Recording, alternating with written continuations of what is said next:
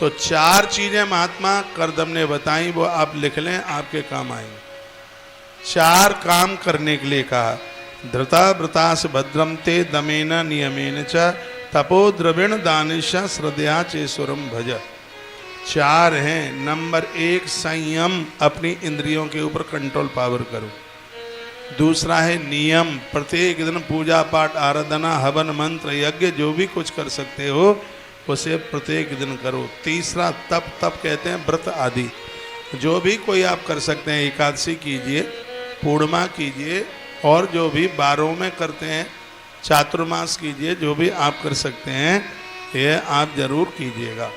और चौथी बात बताइए दानादि, दान इत्यादि, ये श्रद्धा पूर्वक करो, फिर देखो भगवान के भजन में कैसा मन लगता है। तो इस प्रकार से आराधना करने पर श्री हरि तुम्हारे गर्भ से प्रकट हो जाएंगे, ऐसा पति ने अपनी पत्नी को कहा। तुम ये करके तो देखो। कहा तपो द्रविण दानिश श्रद्धया चेश्वरम भजः। भगवान आएंगे, तुम्हारे गर्भ से परमात्मा को प्रकट होना होगा। ये चारों चीजें लिख लें, इस कलयुग में चार के बिना नहीं रहिएगा। नंबर एक, संयम, भड़काऊ इंद्रियों को अपने कंट्रोल पावर में रखिए। जीव को अपने पावर में रखिए, आप जीव के पावर में नहीं रहना। कान, आंख, जिह्वा, हाथ, पांव, इन सब को अपने बस में रखिए। यदि ये तुम्हें अपने हिसाब से चलाएंगे तो आप तो उनके गुलाम बन गए। ये आपके इंद्रियां जिसके बस में हैं उसे दशरथ कहते हैं, और जो इंद्रियों के बस में हैं उसे दस मुख कहते हैं। जो दसमुख रावण बन के जिएगा वहाँ तो मेघनाथ पैदा होगा, काम का प्रतीक है।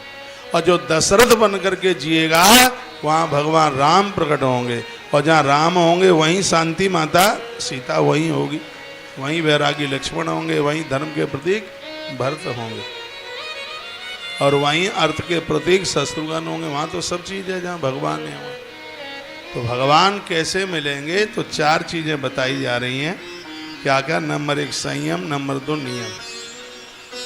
कोई न कोई नियम तो होना चाहिए। हम हनुमान चालीसा पढ़ते हैं, शिव चालीसा पढ़ते हैं, धरती माता को प्रणाम करते हैं, गंगा जल का आचमन करते हैं, एकादशी का व्रत करते हैं। कुछ तो नियम होना चाहिए जिसमें ईश्वर के दरबार में हाथ उठा करके कह सको ये काम किए बिना तो हम एक भी दिन नहीं रहे। तो ऐसा कोई ये नियम हो। तीसरा तप, यानी कोई न कोई व्रत उपवास ये हो। और चौथे नंबर पर होता है दानिश श्रद्धया चेश्वरम भजा। श्रद्धा के साथ में दान कीजिए, देने की भावना रखिए। इस प्रकृति में उसी को मिलता है जिसने दिया है। आज जिनके पास बहुत धन है, आपको सत्य मानना पड़ेगा, ये लोग देके आए हैं तब, ऐसे नहीं मिल गया। हमें वही मिल रहा है जो हम देके आए, वही मिल रहा है। एक बार सत्यभामा ने नारद जी को कहा कि भगवान मेरे बहुत अच्छे हैं, मेरे पति द्वारकाधीश बहुत अच्छे हैं, तो ऐसा कोई उपाय है गुरुजी अगले जन्म में फिर मिल जाए? तो नारद जी ने कहा जो चीज़ तुम्हें बहुत अच्छी लगती है उसका दान करना सीख लो, तो वही चीज़ अगले जन्म में फिर तुम्हें मिल जाएगी। ये नारद जी के शब्द थे। जो चीज़ें आप दे रहे हैं ये अनंत गुना होकर आपको मिलने वाली हैं। आप तस्वीरें देते हैं, फोटो देते हैं, भगवान की प्रतिमाएं देते हैं, यह कई गुनी हो करके फिर आने वाले समय में आपको प्राप्त होती है। बोलो बांके बिहारी लाल की जय। आप किसी को अन्न दे रहे हैं तो अन्न मिलेगा, आप किसी को पानी पिला रहे हैं तो पानी मिलेगा। माता कुंती का बालक विवाह से पूर्व से जन्म दिया गया जिसका नाम है कर्ण। कर्ण ने बहुत सोने का दान किया, ये सब दुनिया को पता है। कर्ण जैसा स्वर्ण दानी आज तक इस धरती पर नहीं हुआ। मृत्यु के बाद ये ऊपर के लोक में गया, भगवान का धाम मिला। इसने कहा भूख ज्यादा लगी है, तो देवराज इंद्र ने थाल परोस दिए जिसमें सोने की ईंटें रखी थी। कर्ण ने कहा ये तो स्वर्ण मुद्रा हैं, सोने की ईंटें हैं, मुझे अन्न चाहिए। तो इंद्र ने कहा कि तुमने किसी को अन्न दिया होता तो ही तो तुम्हें अन्न मिलता। तुमने किसी को भोजन कराया होता, तुमने जमीनें दी, तुमने चंदन की लकड़ियों का दान किया, तुमने ऊंट घोड़ों का दान किया, हाथियों का दान किया, तुमने जलाशय बनवाए, लेकिन भूखे लोगों को भोजन कराने में तुम्हारी श्रद्धा नहीं। तुम तो यही कहते थे कि पहले पाप करके आया है तो अब भूखों मर रहा है। तुम्हारे मन में यही बात रहती थी,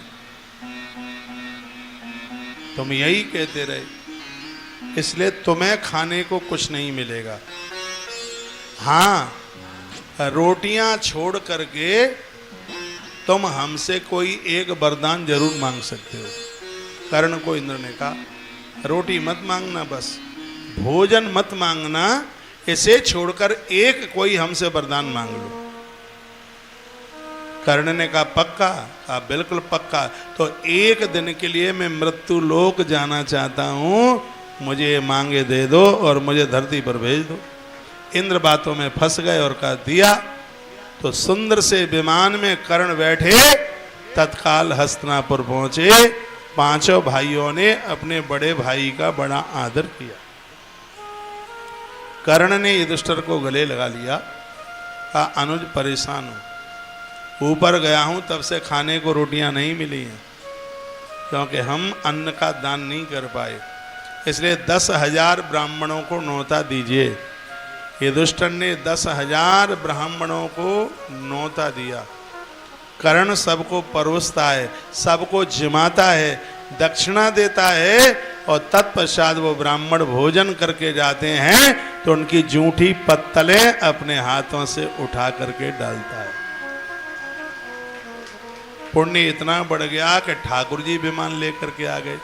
क्या बोले कि मेरे बैकुंठ में तुम्हारे लिए तरह तरह के मिष्टान पकवान रखे हैं, एक बार जाकर के स्वीकार तो करो, क्योंकि इतने ब्राह्मणों को तुमने भोजन करा करके इतना पुण्य कमा लिया है। जहाँ सोने की चीजें रख दी थी, पानी तक नहीं दिया पीने के लिए, और आज वहाँ गणेश जी बैठे हुए हैं, सब सामान सौदा लेके, लक्ष्मी मैया बैठी है। इतनी सी कथा मैं क्यों सुना रहा हूँ, आप सब ज़्यादातर से गृहस्थ लोग ही बैठे हैं। आपके दरवाजे पर कोई आवे तो उसे भूखा नहीं जाने दीजिए, प्यासा नहीं जाने दीजिए। आप में ऐसे लोग भी बैठे हैं, मेरी बहनें, माताएं, भाई लोग बैठे हैं, जो साल में कम से कम 10 बार तो मुझे मिलते ही है। ये आपने देखा होगा, जब भी आप मुझे मिलेंगे तब मैं ये जरूर कहूँगा कि भोजन कर लीजिएगा। ऐसा कितनों ने मेरे मुंह से सुना है, जरा हाथ उठा के बताएंगे। लगभग सबके हाथ ऊपर ही है। और ऐसा नहीं है कि मैं आपसे कोई इसके लिए सर्टिफिकेट मांगना चाहूँ, ये ग्रंथों को पढ़कर उसके ऊपर हमने चलना सीखा है। आप कभी भी आएँ, सुबह दोपहर शाम को जब भी आए, भले ही भोजन का टाइम नहीं है तो भी मेरे अंदर से आवाज़ निकलती है, चलो भोजन कर लीजिए। हमें पता है कि इस रसोई में कभी कमी आएगी ही नहीं, चाहे सुबह 8 बजे आओ, चाहे रात के 12 बजे आओ। माँ अन्नपूर्णा की, गौ माता की बड़ी कृपा है। ये बात मैं अपनी छाप के लिए नहीं बोल रहा हूँ, मैं ये कह रहा हूँ आप उदारता से भोजन बनाइए। आप मुट्ठी में आटा नाप नाप करके भोजन बनाते हैं, 4 लोग हैं तो 12 रोटी बनेंगी, और 12 की जगह पे 20 बन जाए तो कोई आफत आ जाएगी क्या? ऐसे ऐसे डालेंगे चुटकी भर भर करके। एक आदमी 3 रोटी, भले ही भूखा रह जाए, और हम जैसा तो भूखा ही रह जाएगा। अब तो खाते नहीं है, जब खाते थे तब तो खूब ही खाते थे। हाँ, इतना खाते कि मैया बनाती बनाती रसोई में फिर कहती, महाराज जी आधे भोजन के बाद पानी पी लेना चाहिए। जब हम कहते जब हो जाएगा तब पी लेंगे।